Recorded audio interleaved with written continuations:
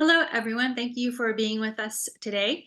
My name is Melanie Blake. I'm the Director of Classical Pursuits, and I'm here with Mark Cwik, one of our longtime leaders. Mark, you've led more seminars than I can count, I think, in a wide variety of topics and genres, but especially the ancient world. And we're here today to give you a little taste of Mark's upcoming seminar on the Iliad at Toronto Pursuits 2024. We're using the recent translation by Emily Wilson in this beautiful edition. Really excited to be reading the Iliad with everyone. And again, that's at Toronto Pursuits 2024, which is happening from July 14th to 19th at the University of Toronto. And we just want to show you what it's like to be in seminar with Mark.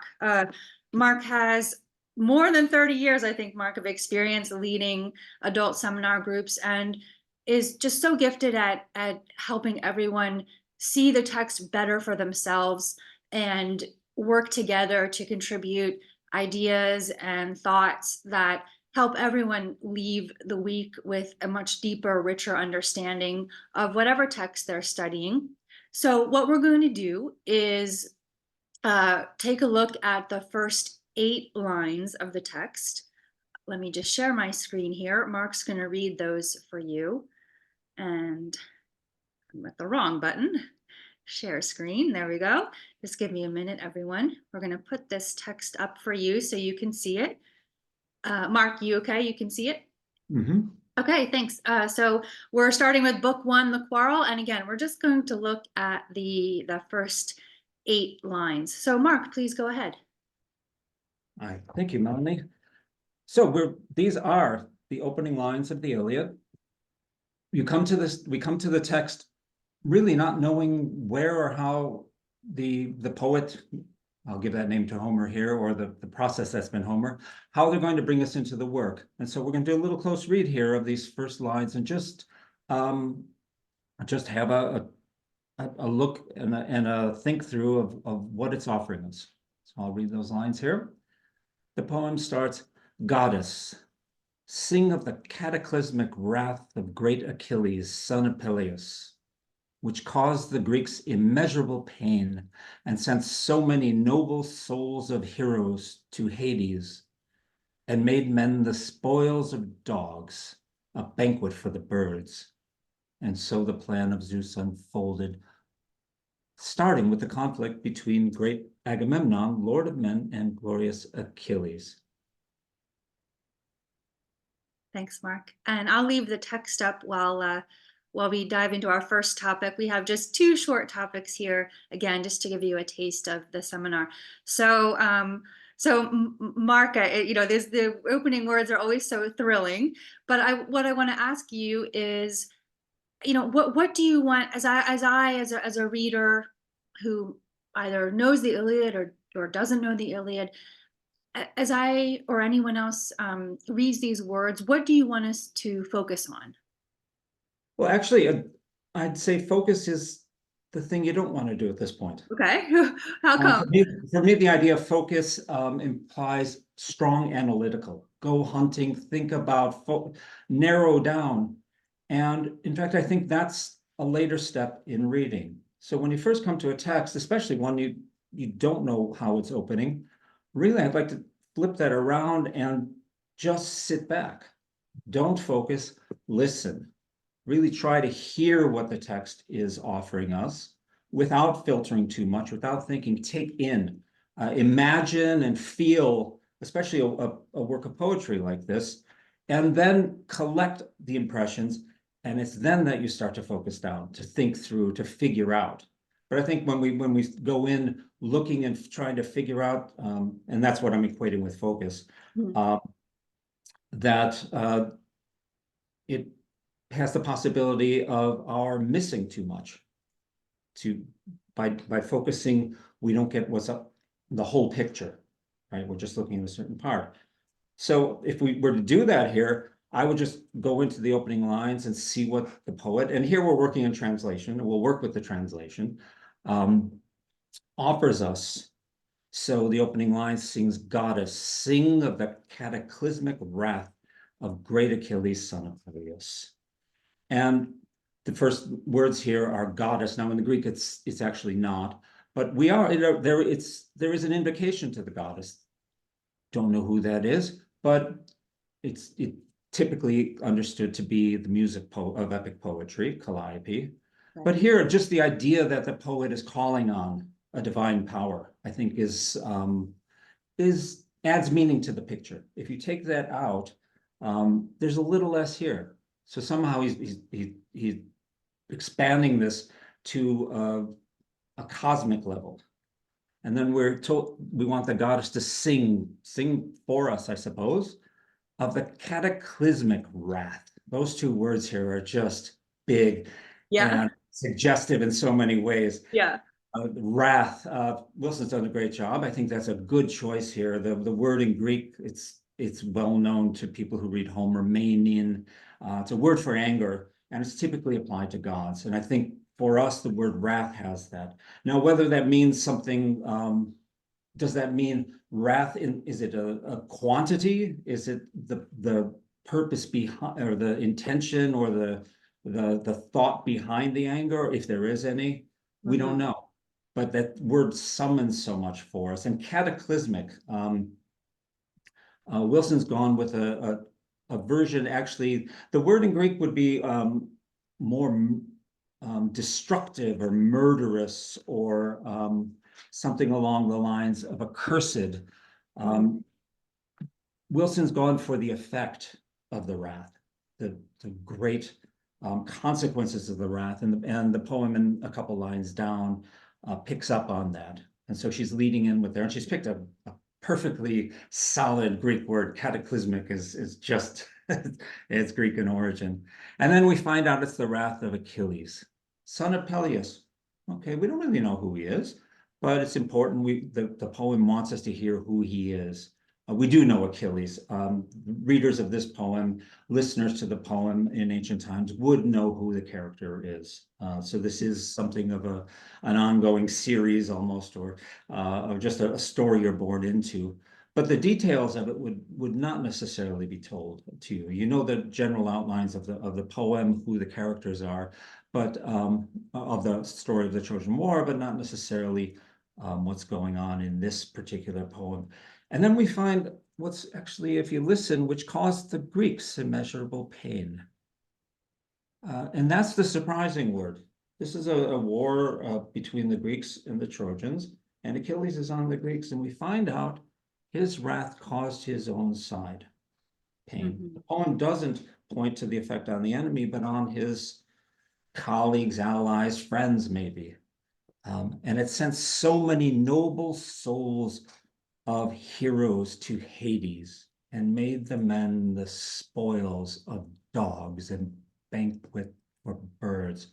And there, when you sit back and spend a little time with that, the poem wants us to see that, wants to imagine it. And that's one of the things, again, from instead of focusing so much, to listen, to imagine, to feel. And these are big, immeasurable pain, cataclysmic wrath, to feel what that summons in us. And the picture of souls headed to Hades, but bodies lying on a battlefield, spoils of dogs and banquet for birds. Very nice, right? Yeah. And then we get this little tag. And so the plan of Zeus unfolded. Huh? Yeah, it's like, where did that come from? Yeah, the syntax is very, like, how is that at all connected? And it is mysterious. And it's left that way, and it's actually, you shouldn't know what's going on. But what the, who the, how could this, who, right? It should startle us. And the Greek is like that. Wilson's mirrored the Greek. It is a long, unwinding sentence, and that little clause just hangs there. And the plan of Zeus unfolded, or was unfolding. It's the imperfect tense. So we don't know how, where, what the plan is, but it's suggested to us that some of this is somehow fitting into a big plan. And why, right? It strikes you with me with uncertainty, fear that this is somehow part of the plan of God's. This ugliness, this doom, this murderous pain, right? Mhm. And then we're told and then we're asked again, the starting, I mistimed the pace.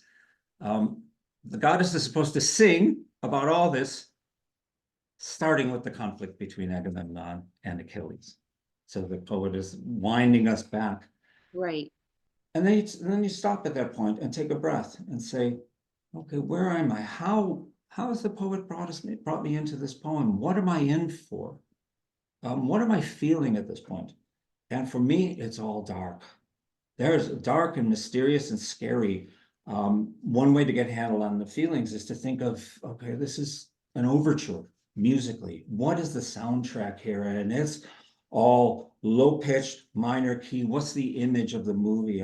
As if I'm filming this, because the Iliad is very cinematic. Homer invented almost every cinematic technique in words here, and I just see a plane of bodies lying, right? Birds, dogs, ominous, dark, Mhm.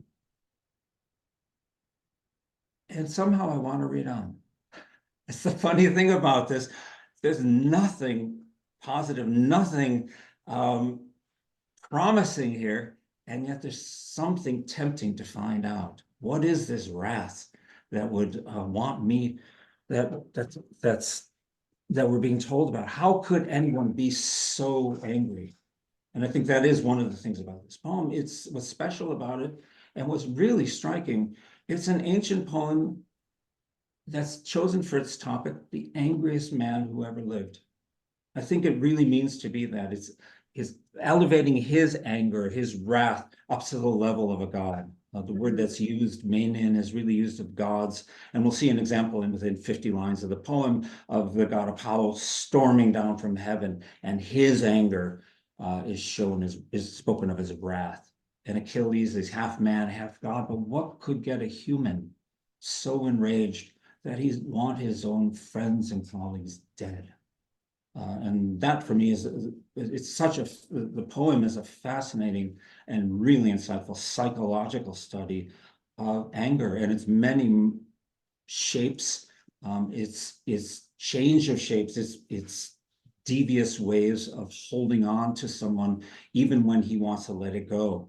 Um, and so that wrath is what this poem is about. It's about so many other things. We often forget the poem is so rich, tells so much going on, and half of it doesn't even have a protagonist in it. Uh, but it Right. ultimately is about the movement, what angers this man God, this man, what he holds on to, why he holds on to it, and finally how he's able to let go of the anger.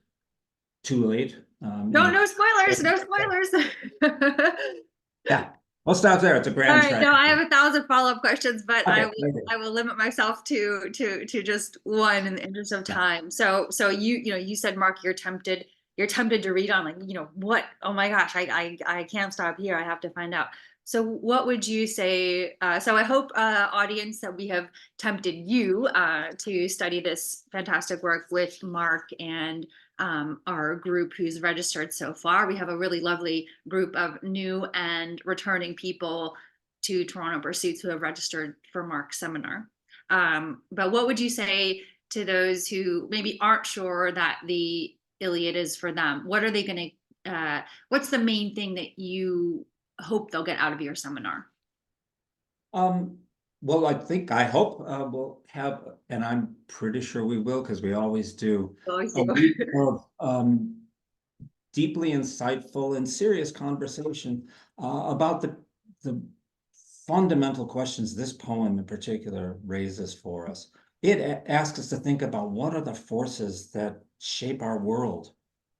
What is a good life?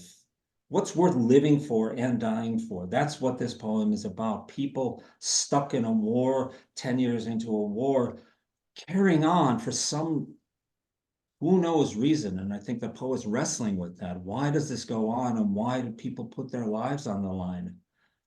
It's also about what makes a good government. What's a good leader?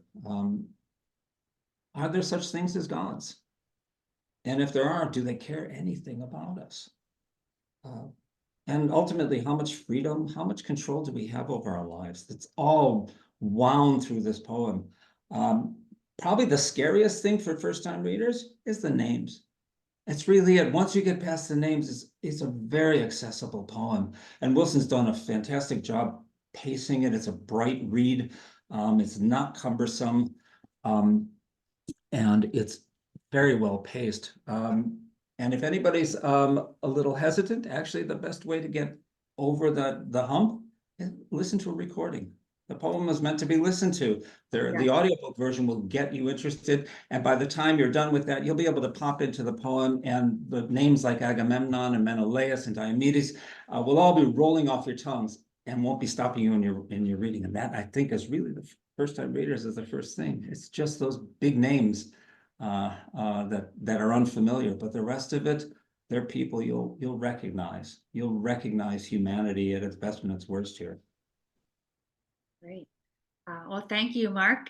So again, everyone, there are still a few places in this seminar, and there is still time to register. Again, we'll be reading Emily Wilson's recent, Emily Wilson's recent translation of the Iliad with Mark Cwik at Toronto Pursuits, July 16th to 19th, 2024 at the University of Toronto.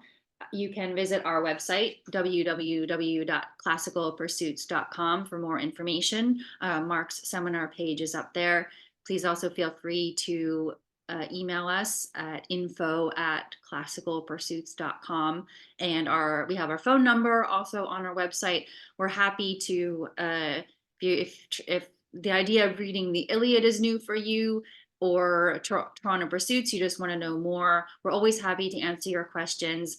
If you are on the fence, of course, I'm biased, but I would say just go for it. I've taken a number of seminars with Mark and worked with him one-on-one on my own discussion skills. And I feel like every time I just come away so energized and so inspired and getting so much more out of the readings, and really thinking through, as Mark said, these questions about our lives, about how we live together, about our relationship between us and the cosmos, or what, really these questions stick with me, and it's always been a fantastic experience. So we look forward to those who are already registered. We look forward to seeing you this summer. And again, if you're thinking about it, just go for it. And we are so excited to be with Mark and all of our leaders and everyone in just a few months. But again, don't worry, you have time. So thank you, Mark. Thank you so much. And see you in Toronto. I love it. All right. Bye-bye, everybody.